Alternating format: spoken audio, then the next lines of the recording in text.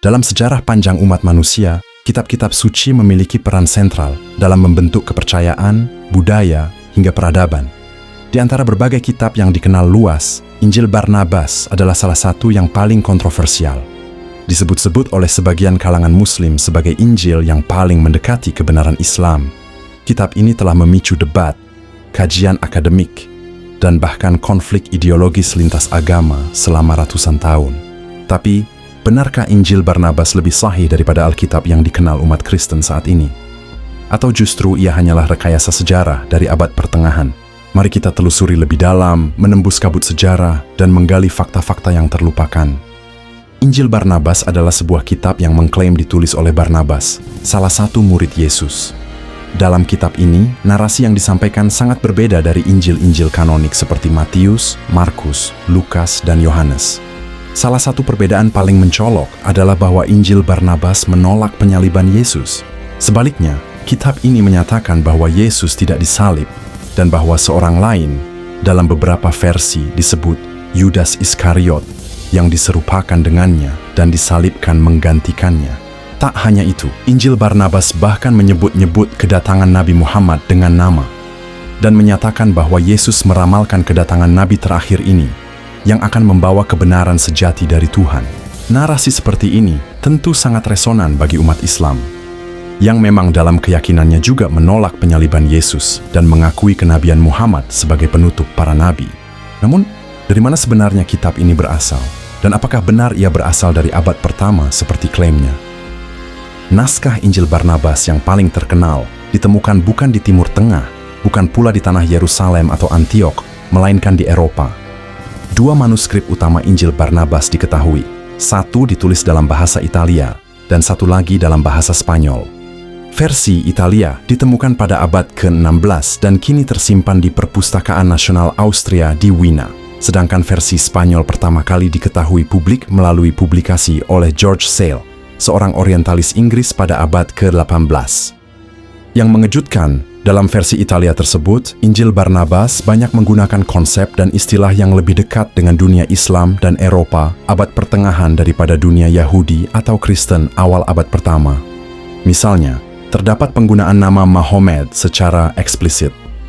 Juga konsep tentang neraka, surga, dan amal yang lebih mencerminkan doktrin Islam daripada Yudaisme atau kekristenan awal. Bahkan kalender dan perhitungan waktu dalam kitab ini mengikuti sistem kalender Islam, bukan sistem Romawi atau Ibrani. Lalu, jika manuskripnya baru muncul di abad ke-16, mungkinkah kitab ini benar-benar ditulis oleh murid Yesus? Siapakah sebenarnya Barnabas? Nama ini kerap muncul dalam sejarah kekristenan awal, namun sosoknya sering tenggelam di balik tokoh-tokoh besar seperti Paulus dan Petrus. Barnabas bukan bagian dari 12 murid Yesus, tetapi ia memiliki peran kunci dalam membangun komunitas Kristen pada abad pertama. Barnabas lahir dengan nama Yosef, seorang Yahudi dari suku Lewi yang berasal dari Pulau Siprus. Para rasul menjulukinya Barnabas, yang berarti anak penghiburan, julukan yang mencerminkan sifatnya, penopang, pendamai, dan pendorong sesama.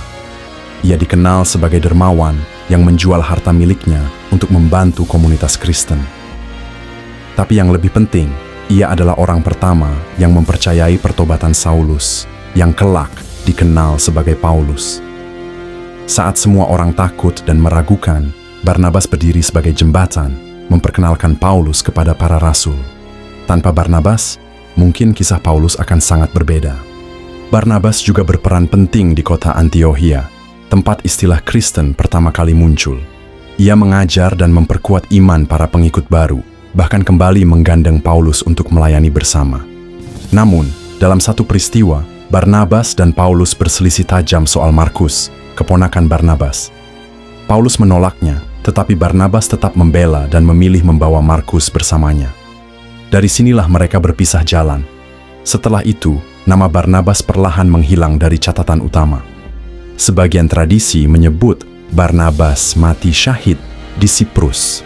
Namun celah sejarah ini kemudian dimanfaatkan oleh berbagai klaim, termasuk bahwa Barnabas menulis Injil sendiri yang menolak ketuhanan Yesus dan meramalkan datangnya Nabi Muhammad.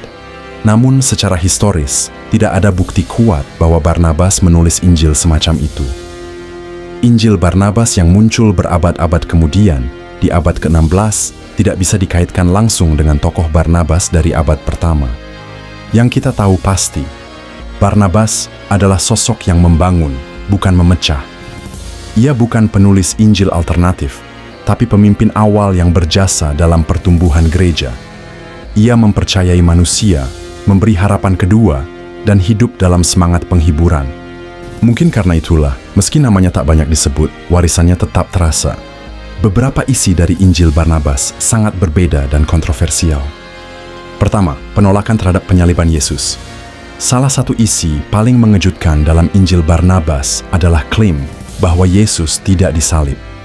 Dalam teks ini dikisahkan bahwa saat para tentara Romawi hendak menangkap Yesus, Allah menyelamatkannya dan mengangkatnya langsung ke surga. Sebagai gantinya, Yudas Iskariot, murid yang mengkhianatinya, diserupakan wajahnya menjadi Yesus, dan akhirnya dia yang disalibkan. Narasi ini secara langsung menolak inti dari teologi Kristen, yang meyakini bahwa kematian dan kebangkitan Yesus adalah jalan keselamatan umat manusia. Klaim ini sejajar dengan yang tercantum dalam Al-Quran, khususnya pada surah An-Nisa ayat 157-158, yang menyatakan bahwa Yesus tidak disalib dan tidak dibunuh, tetapi diangkat kepada Allah. Kesamaan ini membuat Injil Barnabas menarik bagi sebagian umat Muslim yang menganggapnya sebagai pembenaran tertulis atas ajaran Islam mengenai Nabi Isa. Namun bagi umat Kristen, narasi ini mengguncang fondasi ajaran iman mereka. Penyaliban dianggap sebagai bukti cinta kasih Tuhan, sedangkan Injil Barnabas menafikannya secara tegas dan menempatkan Yesus sebagai sosok yang terhindar dari penderitaan salib. Yang kedua, kabar akan datangnya Nabi Muhammad. Poin kontroversial berikutnya adalah adanya nubuat dalam Injil Barnabas mengenai kedatangan seorang nabi terakhir bernama Mahomet.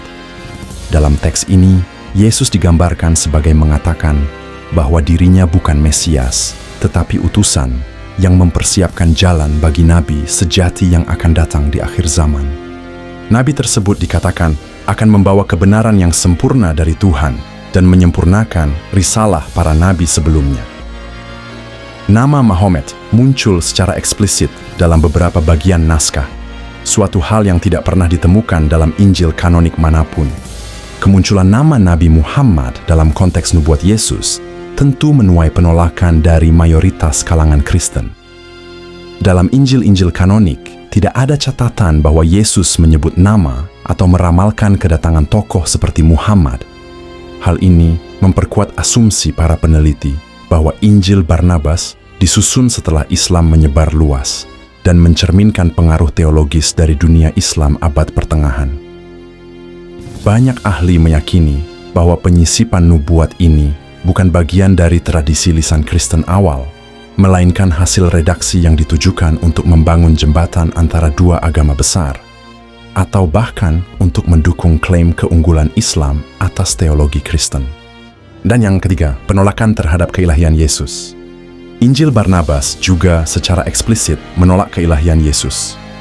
Dalam naskah ini, Yesus berulang kali menyatakan bahwa dirinya hanyalah seorang hamba Allah, seorang nabi, bukan Tuhan, dan bukan pula anak Tuhan. Ia menolak disembah oleh murid-muridnya, bahkan marah ketika mereka memanggilnya dengan gelar yang menunjukkan ketuhanan.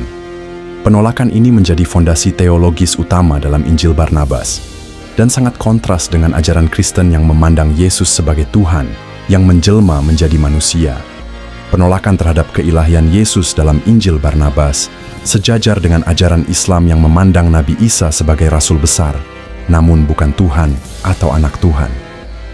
Bagi umat Muslim, penegasan ini memperkuat narasi bahwa tauhid telah diselewengkan dalam tradisi Kristen dan bahwa ajaran Yesus sejati telah kembali dalam Islam. Namun, dari sudut pandang sejarah dan teologi Kristen, pandangan ini dianggap sebagai bentuk heresi atau penyimpangan. Apalagi jika mengingat bahwa kredo-kredo Kristen awal yang merumuskan ketuhanan Yesus sudah terbentuk sejak abad kedua dan ketiga, jauh sebelum kemunculan Injil Barnabas. Maka, klaim ini tidak hanya berbeda, tetapi menantang struktur iman Kristen secara mendasar. Gereja Katolik dan Protestan secara resmi menolak keaslian Injil Barnabas. Mereka menganggapnya sebagai pseudepigrafa, karya yang ditulis dengan mengatasnamakan tokoh besar masa lalu, namun sejatinya bukan tulisan tokoh tersebut.